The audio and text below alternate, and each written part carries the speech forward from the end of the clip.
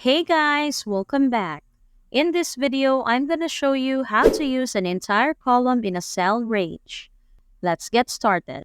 Let's say I want to find the sum of all the March sales. First, I'll type sum and open parentheses. Then to create the argument, we're going to click near the column letter. This area is called the column heading. It's added C:C to our formula, which may look a little different from other cell ranges you've seen, but it means it's going to pull in all the cells in column C. Close the parentheses and press enter. And there's our sum. Let's try one more with the average function.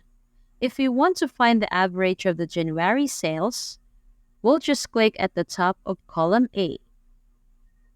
So our arrangement is A: A.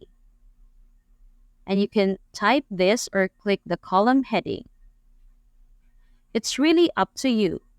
Then just close the parentheses and press enter. And there's our average. I'm going to double click the formula so we can take a closer look. If I scroll down, you can see that it selected the whole column, including all the empty cells below the data.